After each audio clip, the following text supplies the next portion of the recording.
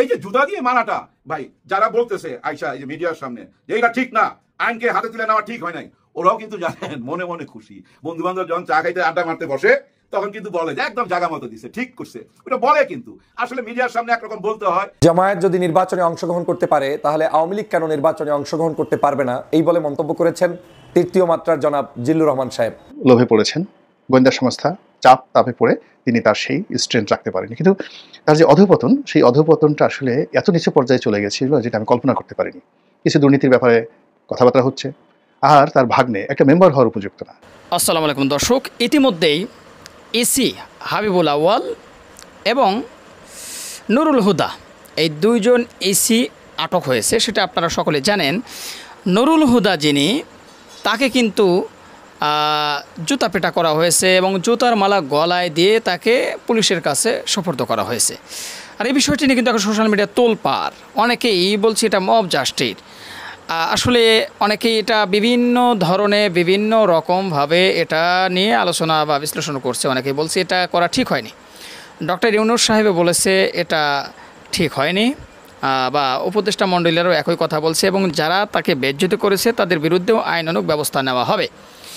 আবার অনেকেই বলছে ঠিক হবে না কেন, তারা তো একসময় দিনের ভোট রাতে করেছে এবং অবৈধ ভোট করেছে, তাহলে যেটা হয়েছে তাদের সাথে সেটা ঠিক হবে না কেন। আবার অনেকেই বলছে নিজের হাতে আইন তুলে না নেওয়াটাই ভালো। তো আপনাদের কাছে কী মনে হয়, এটা কি আসলে ঠিক হয়েছে নাকি এটা ঠিক হয়নি, সেটা অবশ্যই কমেন্ট বক্সে জানাবেন। তো তার আগে সবাইকে বলবো পুরো ভিডিওটি আপনারা মনোযোগ সহকারে দেখুন, প্রত্যেকটা বিশ্লেষকের বিশ্লেষণগুলো মনোযোগ সহকারে শুনুন, তারপরে এই মতামতটা আপনারা জানাবেন। তো চলুন তাহলে কথা না বাড়াই, একটা লাইক দিয়ে বিস্তারিত সবগুলো ভিডিওর আলোচনাগুলো শুনে আসি। নুরুল হুদা, আরে হুদার কাহিনী জুতার মালা দিয়ে শেষ হইল। দি এন্ড হইল জুতার মালা দিয়ে। দি এন্ড কেন বলতেছি? মামলা চলবে, জেলখানায় যাবে, বিচার হবে, অনেক কিছুই তো হবে এরপরে, তাই না? কিন্তু মানুষের মধ্যে কিন্তু গেঁথে থাকবে ওই জুতার মালাটাই। এরপরে কি হবে না হবে এটা নিয়ে কিন্তু আর বেশি মানুষের মাথা ব্যথা থাকে না। আমরা এমন অনেক মামলা দেখছি, যেমন ওই যে মেজর সিনহা হত্যাকাণ্ডের যে আসামি, শুনছি তার ফাঁসি হয়ে গেছে। আদৌ তার ফাঁসি হয়েছে কিনা, কি অবস্থায় আছে, এগুলো নিউজ আমরা পাই না। তার মানে কি, জুতার মালাটাই এখন আসল। এটাই দি এন্ড হয়ে গেছে ওনার জীবনের, এটাই মানুষের চোখে লেগে থাকবে, এটাইতেই উনি শেষ হয়ে গেলেন। আহারে জীবন! ঢাকা বিশ্ববিদ্যালয়ের নাম করা ছাত্র, কিন্তু লেখাপড়ায় খুব ভালো ছিল। এরপর চলে গেছে লন্ডনে, ওইখানেও লেখাপড়া দারুণ। তারপরে চলে গেছে রাশিয়ায় তো লেখাপড়া করছে। তারপর আইসা একটা BMW পাইছে শেখ হাসিনার কাছ থেকে। তারপর উনি হয়ে গেছেন নির্বাচন কমিশনার।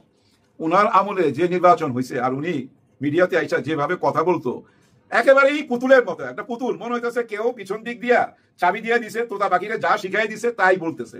বুঝাই যাইতো ওনার চেহারা কিন্তু কোনো অভিব্যক্তি চেঞ্জ হইতো না, একই রকম থাকতো। ঠিক যেমন এই জুতার মালা দেওয়ার পর হয়েছে, দেখেন জুতার মালা দেওয়ার পর এই চেহারাটার সাথে, আর এই যে নির্বাচনের যে ঘোষণা দিত উনি যে আওয়ামী লীগ জয় হয়েছে, ওই ঘোষণার সাথে ওই চেহারা আর এই চেহারা, জুতার মালার চেহারা, দুইটা পাশাপাশি রাখেন, একই রকম অভিব্যক্তি, কোনো চেঞ্জ নাই কিন্তু ওনার মধ্যে। এখন প্রশ্ন হচ্ছে যে আমি বলতেছি খুশি হইতেছি ওনার গলার মধ্যে জুতার মালা দেওয়াতে, এতে কিন্তু আমি বুদ্ধিজীবীর লিস্ট থেকে নাম কাটা করতেছে আমার। আমি যদি বুদ্ধিজীবী হইতে চাই, আমার বলা উচিত মব জাস্টিস ঠিক না, এভাবে জুতার মালা দেওয়া ঠিক হয় নাই। আর শুধু মালা দেয় নাই তো ভাই, গালের মধ্যে জুতাও মারছে। মালা দেওয়ার পর ওনার চেহারা যেমন, জুতা মারার পরও ঠিক একই চেহারা ছিল, ওনার ভিতরে কোনো চেঞ্জ ছিল না। আর লুঙ্গি পরা আর একটা টি-শার্ট পরা ছিল, না গেঞ্জি, বোধ হয় গেঞ্জি ছিল, আবার একটু হলদি টলদি লাগা ছিল মনে হয়, হলদি নাকি নোংরা অন্য কিছু, হলুদ তো অনেক কিছু থাকে বুঝছেন না। কিন্তু প্যান্ট শার্ট পরেও তো বাইরে হতে পারতো নাকি, ওই সময় পায় নাই, বুঝলাম না ব্যাপারটা। ওইভাবে আসলে ওনার বোধ শক্তি ছিল না, কারণ গত 9-10 মাস উনি মিডিয়াতে যা কিছু দেখে আসতেছিল, উনি বুঝা নিছে যে আমার উপরে আসতে পারে, এই মিসাইল আমার উপরে মারতে পারে ইরান থেকে, এটা বুঝা নিছে উনি। বুঝা নিয়েই কিন্তু মানসিক প্রস্তুতি ছিল ওনার, যার জন্য দেখেন ওনার চেহারার কোনো চেঞ্জ নাই, একই রকম অভিব্যক্তি তাকায় রয়েছে। ঠিক যেভাবে ওই যে ঘোষণা দিত আওয়ামী লীগের জয়, সব জায়গায় জয়, আর ওনাকে সাংবাদিকরা প্রশ্ন করারও সাহস পাইতো না। যে একজন যদি বলতো না একদম সুষ্ঠু নির্বাচন হয়েছে সারা বাংলাদেশে, এভাবে বইলা উনি ভিতরে চলে যাইতো। ভিতরে যাইতো মানে কি, ওই BMW নিয়ে বাসায় চলে যেত, ওই BMW দিয়ে আবার বাজারও করতো। ভাই আপনি এত উচ্চ শিক্ষিত একটা মানুষ, বলতে তো পারতেন যে আপা এই কাজটা আমার না, আমি পারুম না, কারণ আপনি তো জানেন আপনাকে দিয়ে কি করানো হবে। আপনার অ্যাকাউন্টে তো টাকা পয়সা গেছে, তাই না? বিদেশে বাড়ি ঘর আছে কিনা এখন সব বের হবে। উনি কিন্তু একা ধরা পড়েন নাই, গতকাল রাতে আরো দুজনকে ধরছে। ওই যে 14তে যে নির্বাচন করাইছে, 18তে যে নির্বাচন করাইছে, 18তে হুদা সাহেবই ছিল, আবার 24-এ যে করাইছে, এই তিনজনই কিন্তু আমার মনে হয় পালাইতে পারেনি। দুজন তো অ্যারেস্ট হয়েছে, হুদা সাহেব আরেকজন। এই মামলাটা করছে 5 জন লোক, একজনের নাম মনে আছে, ওনার নাম সালাউদ্দিন খান। ভাই বিএনপিকে ধন্যবাদ দিতে হবে। বিএনপির থেকেই কিন্তু এই মামলাটা হয়েছে, বিএনপির পক্ষ থেকে মামলাটা করা হয়েছে, দেরিতে হইলো। ওই যে আমি বলছি না ভাই, রিসেট বাটনে চাপ দিচ্ছে, গত ভিডিওতে বলছি, আপনারা যারা দেখেন নাই দেখে নিবেন। আসলে রিসেট বাটনে চাপ দিচ্ছে বিএনপি। এখন নতুন বিএনপিকে আপনারা দেখতে পাবেন। দেখেন 10 মাস দেরি হইলো তো মামলাটা করলো। এখন আবার সরকার কিন্তু খেপছে এই যে মব জাস্টিস হওয়াতে। এখন সরকার বলতেছে যারা মব জাস্টিস করছে ওইখানে, মানে জুতা দিয়ে মারছে, ওই জুতার মালা পরাইছে যারা, তাদেরকে আইনের আওতায় আনবে, এরকম কথা শোনা যাচ্ছে। আনুক, যা কিছু হোক, আইন দিয়েই হোক, বুঝছেন? আইনের বাইরে যাওয়ার দরকার নাই, কারণ আমি বুদ্ধিজীবী হইতে চাই। আমি যদি এই কথা এখন না বলি, আমি যদি এখন বলি জুতার মালা পরানো ঠিক হয়েছে, জুতা দিয়ে আরো 4টা দিল না কেন, তাহলে তো আমি আম পাবলিক হয়ে গেলাম, আমি কিন্তু আর বুদ্ধিজীবী হইতে পারলাম না। বুদ্ধিজীবী হইতে গেলে আমাকে বলতে হবে কাজটা ঠিক হয় নাই, আইনকে আইনের গতিতে চলতে দেন। আসলে আইন তো গতিতে চলতেছিল না, সরকার কিন্তু কোনো মামলা করতেছিল না। এই যে গত 3টা নির্বাচনে আমরা কেউ ভোট দিতে পারি নাই, কার কারণে? শুধু এই নুরুল হুদার কারণে, এই নির্বাচন কমিশনার এদের কারণে। এদের তো সাহস আছে, এদের পিছনে কে আছে? একজন তো ছিল শেখ হাসিনা, ওইটা তো আমরা জানি। কিন্তু তারপরে কারা ছিল? এই হুদা সাহেবের ঘাড়ে কয়টা মাথা? উনি শেখ হাসিনার গোমর ফাঁস করবে ওই টাইমে, ওনাকে তো নেওয়াই হয়েছে এক কাজের জন্য। রাতের অন্ধকারে ওনার মাথার মধ্যে তো দিয়ে দিছে, আর ব্যাংক অ্যাকাউন্টে দিয়ে দিছে, বিএমডব্লিউ দিছে বাজার করার জন্য। বুঝেন না কোন পর্যায়ে নিয়ে গেছে? লোভী মানুষ, লেখাপড়ার কোনো 2 পয়সাও দাম নাই। লোভে পাপ, পাপে মৃত্যু। যেমন কুকুর তেমন মুগুর, কর্ম যেমন ফলও তেমন। এই যে খনার বচন গুলা, এগুলা কি মিথ্যা? একদম মিথ্যা না, এগুলা চরম সত্যি ভাই, এগুলা মাইনা চলতে হবে। এটা একটা হুঁশিয়ারি, এই জুতার মালা একটা হুঁশিয়ারি কাদের জন্য? নেক্সট নির্বাচন যে করাবে, যে নির্বাচন কমিশনার আসবে, উনি যদি আবার এরকম কিছু করে, যার জন্য ওনার জন্য একটা হুঁশিয়ারি। এই যে জুতা দিয়ে মারাটা ভাই, যারা বলতেছে আয়সা এই যে মিডিয়ার সামনে যে এটা ঠিক না, আইনকে হাতে তুলে নেওয়া ঠিক হয় নাই, ওরাও কিন্তু জানেন মনে মনে খুশি। বন্ধু বান্ধব যখন চা খাইতে আড্ডা মারতে বসে, তখন কিন্তু বলে যে একদম জায়গা মতো দিছে, ঠিক করছে, ওটা বলে। কিন্তু আসলে মিডিয়ার সামনে একরকম বলতে হয়, ভিতরের কথা তো আর বলা যায় না। আমি বোকার মতো বইলা দিলাম, মনে মনে খুশি ভাই আমি। কিন্তু এই কাজটা বন্ধ হইতে হবে, এটা বারবার চলতে দেওয়া যাবে না। ওই যে আবার বুদ্ধিজীবীর দিকে চলে যেতেছি, কি যে করুন, নিজের নিয়ে পারতেছি না। আসলে ভিতরে একরকম, বাইরে আরেক রকম, আমি না হইতে পারি না, আমি যা তাই। আসলে ভিতরে যা, ওইটা প্রকাশ পাওয়া যায়। মানুষের চোখে ধরা খায় কিন্তু ভিতরটা, কিন্তু আমারটা ধরা খায় না কেন? সানগ্লাস। অনেকে বলে ভাই আপনি ঘরের ভিতরে সানগ্লাস পরেন, মিয়া ফুটানি দেখান না ভাই, চোখে প্রবলেম, বুঝছেন? সানগ্লাসটা খোলার সাথে সাথে যে লাইটটা আছে না এদিকে, এই লাইটটা যখন চোখে লাগবে, গড় গড় করে পানি পড়তে থাকবে, তখন আবার আপনারা মনে করবেন ওই যে শেখ হাসিনার জন্য কাঁদতেছি, নুরুল হুদার জন্য কাঁদতেছি, আপনারা বলবেন, তাই না?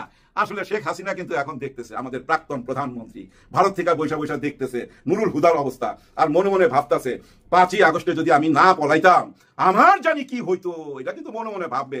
ওনার থ্যাঙ্কস দেওয়া উচিত আমাদের সেনা প্রধানকে, ওয়াকার সাহেবকে। নিশ্চয়ই উনি থ্যাঙ্কস দিবে, আল্লাহর কাছে দোয়া করবে ওনার জন্য। উনি পার কইরা দিছে ভাই, পার কইরা না দিলে অন্য ঘটনা ঘটতো তো ভাই। যেমন এই হুদা সাহেব যদি 8-9 মাস আগে ধরা পড়তো, কি হইতে পারতো আপনারা বুঝছেন তো? ওইটার মুখে বললাম না, জুতার মালার উপর দিয়ে চলে গেছে। তারপরে বিএনপিকে একটা ধন্যবাদ, কিন্তু মব কালচার ওইটা করা যাবে না। ওই আবার বুদ্ধিজীবী হয়ে যেতেছি, মুশকিল। মাফ করে দিয়েন, মাফ করে দিয়েন, আজকে ভিডিওটা লম্বা করুন না। জামায়াত যদি নির্বাচনে অংশগ্রহণ করতে পারে, তাহলে আওয়ামী লীগ কেন নির্বাচনে অংশগ্রহণ করতে পারবে না, এই বলে মন্তব্য করেছেন 3য় মাত্রার জনাব জিল্লুর রহমান সাহেব। জামায়াত ইসলামের সাথে আওয়ামী লীগের সাথে কি কোনো তুলনা হয়? আর সারা বাংলাদেশের যে কোনো সংগঠনের সাথে আওয়ামী লীগের সাথে কোনো তুলনা করার কোনো সুযোগ কি আছে? গত 53 বছরে বাংলাদেশের স্বাধীনতার পর থেকে আজ পর্যন্ত বাংলাদেশের সবচাইতে নিকৃষ্ট কোনো দল যদি থেকে থাকে, আপনাদের ধারাভাষ্য অনুযায়ী কিংবা বক্তব্য অনুযায়ী, কোনো সংগঠনের সাথে কি আওয়ামী লীগের সাথে তুলনা করার মতো কোনো সুযোগ তারা রেখেছে? বাংলাদেশে বিভিন্ন অর্গানাইজেশনের বিভিন্ন ধরনের দোষ ত্রুটি জাতির কাছে উপস্থাপিত হতে পারে, থাকতে পারে, আলোচনা হতে পারে, সমালোচনা হতে পারে, ডিবেট হতে পারে, কিন্তু আওয়ামী লীগ যা করে গিয়েছে এটা এখন আর ডিবেটের পর্যায়ে নেই।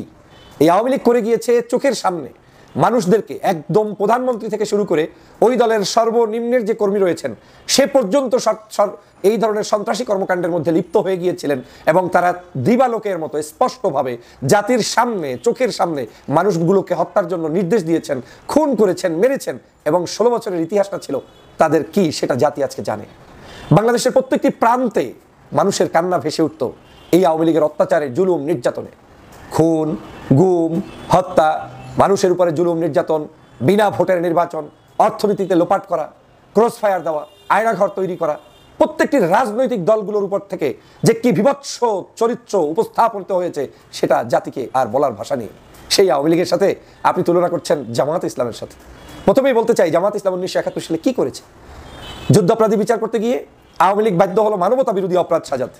মানবতা বিরোধী অপরাধ সাজাতে গিয়ে 2013 সালের যাদেরকে মানবতা বিরোধী অপরাধের দায়ে ফাঁসি দেওয়ার চেষ্টা করলেন, জেলের মধ্যে মারলেন, প্রত্যেকে বাংলাদেশের মানদণ্ডে আদর্শবান সবচেয়ে ভালো মানুষগুলোকে হত্যা করার মধ্য দিয়ে আপনি নাটক সাজালেন, সেই নাটককে আপনি তুলনা করতে গিয়ে বলবেন যে জামাত ইসলাম যদি নির্বাচনে অংশ নিতে পারে তাহলে আওয়ামী লীগও নিতে পারবে না কেন?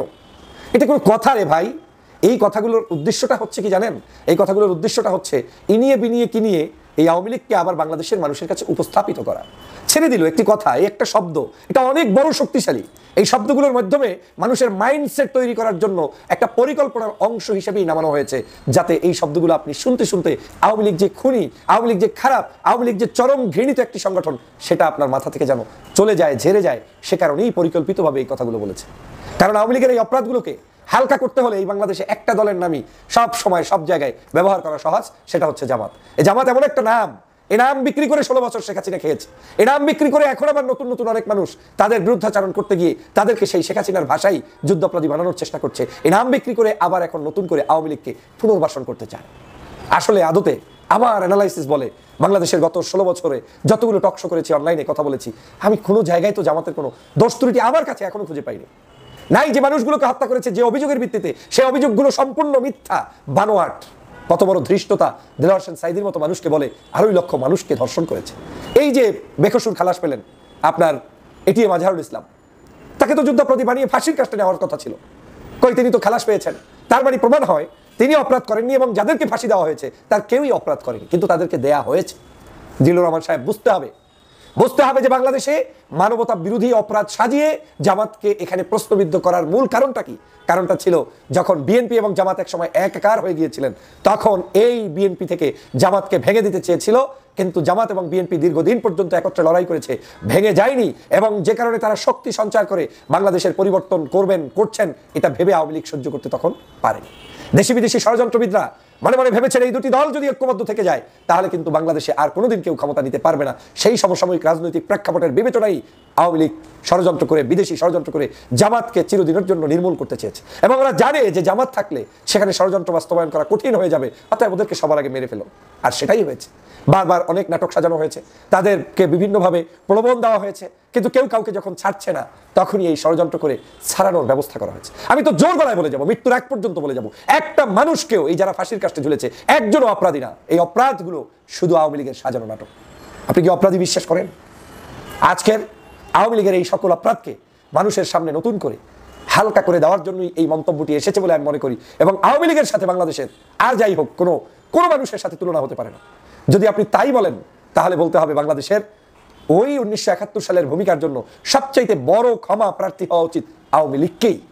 কারণ আওয়ামী লীগ সেই সময় যখন উত্তপ্ত বাংলাদেশ, সেই উত্তপ্ত অবস্থায় শেখ মুজিবুর রহমান সাহেব স্বাধীনতার ঘোষণা না দিয়ে, একটি কোনো কার্যক্রমে উদ্যোগ না নিয়ে, তারপরে তিনি সেই পাকিস্তানের জেলের মধ্যে, কেউ বলছেন স্বেচ্ছায় গিয়েছেন, কেউ বলছেন তাকে গ্রেপ্তার করেছেন, কিন্তু তিনি স্বাধীনতার ঘোষণাটি দিয়ে যেতে পারেননি। তাজউদ্দিন সাহেব বারবার রিকোয়েস্ট করেছিলেন যে আপনি অন্তত একটি স্বাধীনতার ঘোষণা দিয়ে যান, দেননি। যুদ্ধের মধ্যে দেশটাকে ফেলে রেখে যখন চলে গিয়েছেন তখন কিন্তু স্বাধীনতার ঘোষণা দিয়েছিলেন শহীদ রাষ্ট্রপতি জিয়াউর রহমান। এই জিয়াউর রহমান তখন আগমন করে জনতাকে উদ্ধার করে কালুরঘাট বেতার কেন্দ্র থেকে যখন স্বাধীনতার সেই ডাক দিলেন, সেই ডাকের উপর ভিত্তি করে যুদ্ধ চলল 9 মাস। তারপরে 71-এ আমরা স্বাধীনতার স্বাদ পেলাম, মুক্তিযুদ্ধ পেলাম। আজকের আপনি কি বলছেন? কে যুদ্ধ অপরাধী, কে মানবতা বিরোধী অপরাধী? মানবতা বিরোধী অপরাধীর তালিকায় বাংলাদেশে দেখলাম আওয়ামী লীগের নাম সবচাইতে বেশি, দ্বিতীয়তে আছে বিএনপির নাম, জামাতের নাম। এই যে নামগুলো আপনারা দিচ্ছেন, এটা আমরা তালিকা দেখেছি, কিন্তু এই তালিকা প্রকাশ করতে পারে নাই। কতজন লোক কোন দল থেকে সবচাইতে বেশি যুদ্ধ অপরাধী হিসেবে সাব্যস্ত করতে চায়, এই তালিকা আওয়ামী লীগ করেছিল। আওয়ামী লীগের আমলেই আওয়ামী লীগ ফেসে গিয়েছিল। সর্বশেষ যখন দেখেছে আওয়ামী লীগের নামগুলো তালিকায় চলে আসে, তখন তারা বাধ্য হয়ে বলেছিলেন আওয়ামী লীগের সেই সময়ের মুক্তিযোদ্ধা বিষয়ক মন্ত্রী, যে বাংলাদেশে আর লিস্ট করা সম্ভব না, তালিকা করলেই আমাদের নামগুলো চলে আসে। যে একজন মন্ত্রী বলতে পারে যে তালিকা করলেই আমাদের নাম চলে আসে, সেই তালিকার উপর ভিত্তি করে আপনি অপরাধী বলবেন?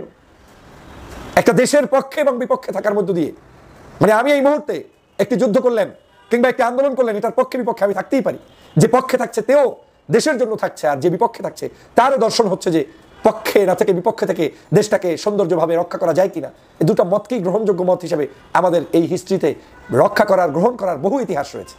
কিন্তু আপনি এটাকে অপরাধ বানিয়ে দিয়ে, সাজিয়ে দিয়ে, একজন ভাষা সৈনিককে ভাষার মর্যাদা না দিয়ে সেই গোলাম আজম সহ সবাইকে অপরাধী করলেন। বিশ্বাস হয় গোলাম আজম সাহেব কারো ঘর পুড়িয়েছে, কাউকে ধর্ষণ করেছে? আমি জিজ্ঞেস করি সাধারণ নলেজে আপনাদের কাছে, বিশ্বাস হয় মতিউর রহমান নিজামীর মতো মানুষ কোনো অপরাধ করেছে? বিশ্বাস হয় কাদের মোল্লা, এটিএম আজহার, কিংবা আপনার কি বলে মিহির কাশেম আলী, তারপরে আপনার সেক্রেটারি জেনারেল সেই সময়ের জামাতের আলী হাসান মুজাহিদ, কামরুজ্জামান এরা কোনো অপরাধ করেছে? দেলোয়ার হোসেন সাইদি কিংবা তাদের অনুসারী অন্য যারা ছিলেন, এই সবগুলো সাজানো নাটক। অতএব আওয়ামী লীগ বাংলাদেশে আসার কোনো রাস্তা নেই। সাবেক প্রধান নির্বাচন কমিশনার জনাব নুরুল হুদা 2018 সনে তার অধীনে যে নির্বাচন হয়েছিল রাতের ভোট, এই ভোটের কারণে তিনি খুবই কুখ্যাতি অর্জন করেছিলেন। সম্প্রতি তার বিরুদ্ধে মামলা হয়েছে এবং তাকে গ্রেপ্তার করা হয়েছে। গ্রেপ্তার করার আগে মব তৈরি করা হয়েছে এবং যারা মব সন্ত্রাসী তারা এই ভদ্রলোকের বাসায় উত্তরাতে সেখানে ঢুকে গেছেন। একটা সময় ওনার সঙ্গে আমার খুব ভালো সম্পর্ক ছিল। আমি ওনার বাসায়, উনি দাওয়াত দিয়েছিলেন, ওনার বাসায় দাওয়াত খেয়েছি, ওনার স্ত্রীর হাতে রান্না খেয়েছি। উনিও আমার বাসায় নির্বাচনের সময় দীর্ঘদিন ছিলেন। 2009 সনে আমার স্ত্রীর হাতে রান্না উনি অনেক দিন খেয়েছেন শীতের মধ্যে। তো যাই হোক, সেই ভদ্রলোক, তার বয়স এখন কত হবে, 80 বছর তো হবেই। তিনি দক্ষিণবঙ্গের সিংহপুরুষ মুক্তিযুদ্ধের ময়দানে সিভিল সার্ভিসে তিনি একজন সদস্য, বিএনপি জামানাতে ডিসি ছিলেন, কুমিল্লার ডিসি ছিলেন, ফরিদপুরের ডিসি ছিলেন। পরবর্তীতে তাকে সচিব পদে আওয়ামী লীগ সরকার পদায়ন করে ভূতাপেক্ষা এবং প্রধান নির্বাচন কমিশনার রূপে নিয়োগ দেয়। প্রধান নির্বাচন কমিশনার পদে নিয়োগ লাভের আগ পর্যন্ত যদি মানুষ হিসাবে আপনি জনাব নুরুল হুদাকে নম্বর দিতে চান, 100তে 100 নম্বর দিতে হতো। তার ব্যবহার, তার সততা, তার আন্তরিকতা সব মিলিয়ে। কিন্তু আমাদের অতি দুর্গন্ধময় রাজনীতি, সকল দলের রাজনীতি এত খারাপ, এত পচা, এখানে একজন ফেরেশতা যদি এই রাজনীতির মধ্যে, দুর্গন্ধময় রাজনীতির মধ্যে ঢুকে দেওয়া হয়, মুহূর্তের মধ্যে সে ইবলিস হয়ে যায়। হুদা সাহেবের একই অবস্থা। তিনি যখন হলেন, আমি আশা করেছিলাম তিনি খুব ভালো একটা নির্বাচন উপহার দেবেন এবং তিনি প্রথম দিকে বেশ সাহসী কথাবার্তা বলেছিলেন, জিয়াউর রহমানকে স্বাধীনতার ঘোষক বলেছিলেন। সাংবাদিকরা যখন আবার তাকে জিজ্ঞাসা করেছিল, তিনি বলছিলেন যে তিনি এটা সত্যিকার অর্থে অন্তরস্থল থেকে বলেছিলেন। আমরা সবাই খুশি হয়েছিলাম। বিএনপি নেতারা যখন তার সঙ্গে দেখা করতে গিয়েছিলেন, তিনি হাসি মুখে বলেছিলেন যে আমি যখন চাকরি করেছি সিভিল সার্ভিসে, তখন বেগম জিয়া যখন প্রধানমন্ত্রী, আমি তখন ডিসি হিসেবে দায়িত্ব পালন করেছি।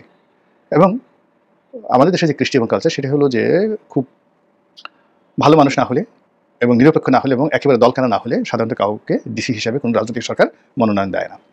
তো তিনি মুক্তিযোদ্ধা, আওয়ামী লীগ মাইন্ডেড, এটা সবাই জানে। কিন্তু তারপর তাকে ডিসি হিসেবে আওয়ামী লীগের সময় নয়, বিএনপির জামানাতে তিনি নিয়োগ লাভ করেছেন।